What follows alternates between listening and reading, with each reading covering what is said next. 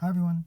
So this video is about the real world fuel economy of my 2021 Toyota Corolla SE hatchback 6-speed manual. So as you can see here, my trip computer, it sets for this tank of gas I have driven 370.2 miles so far, and distance to empty is 41 miles. So if you do the math, I can drive around 410 miles in this tank of gas. And as you can see, the trip computer, it sets the average is 40.2 mpg, and the real world mpg so far that I have calculated is around 38 mpg.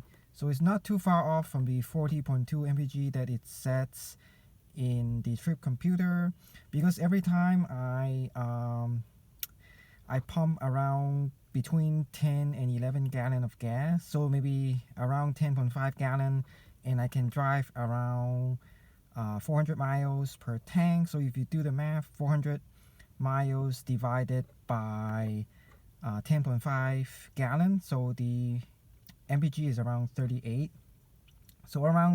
So this car, the trip computer, is only around 2 mpg overestimate the real world. So not too bad, because my previous cars, including my previous Mazda 3, it kind of overestimate by like 4 to 5 mpg. So that's quite a bit more than this one's.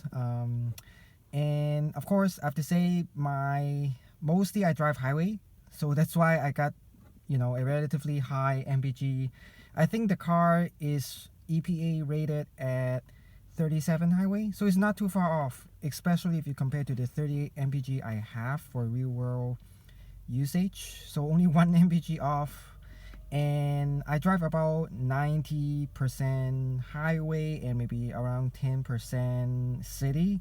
So that's why I got close to 40 mpg. And of course, another thing here is I drive mostly under the speed limit, so around 65 miles per hour on the highway, and that's how you get better mpg.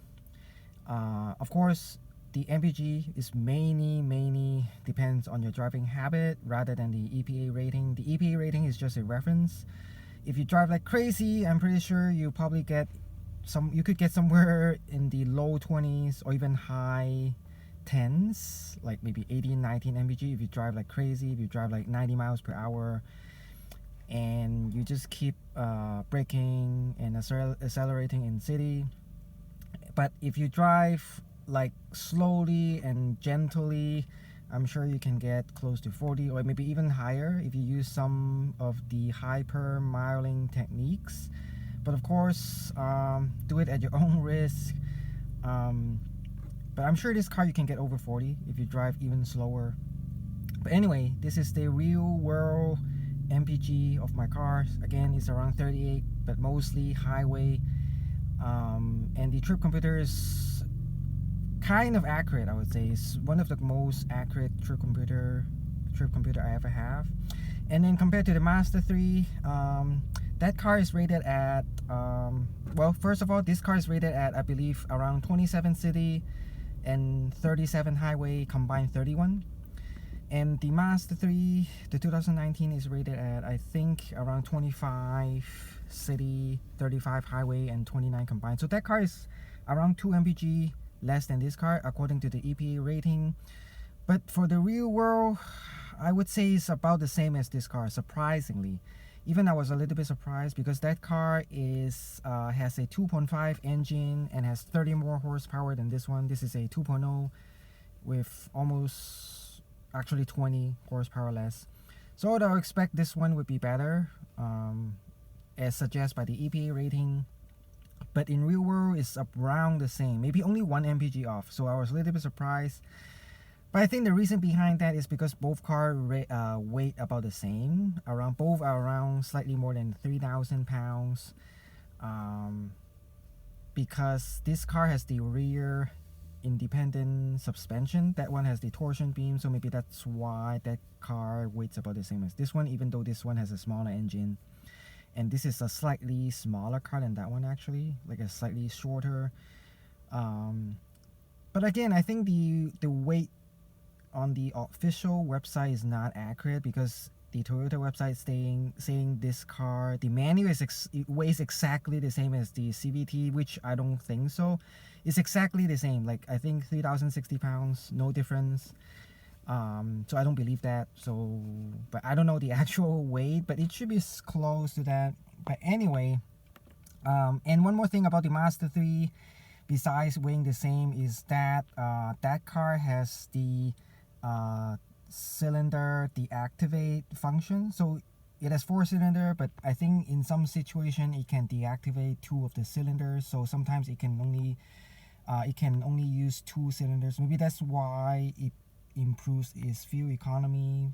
But interestingly, it doesn't reflect on the EPA rating. Maybe it doesn't take that into consideration.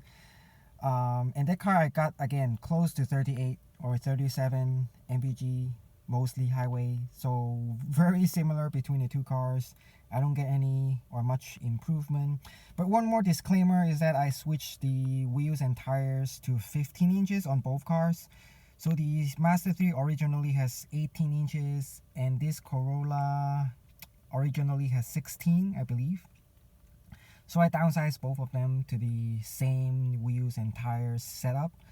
So that probably improved slightly, but I would say very slightly. It's not a big improvement. Maybe even less than 10%, maybe, you know, like 1 mpg so far, based on my observation. But anyway, again, this is according to the trip computer, 40.2, mostly highway, and real world is around 38. And one last thing I want to mention is the so far no problem, no issue for this car. I have this car for almost 3 months now, and I believe my older Mazda 3 2019 it started to have issues after 2 months and all the way until like 2 years. So anyway, this car no problem so far, 3 months. And anyway, thanks for watching and have a nice day.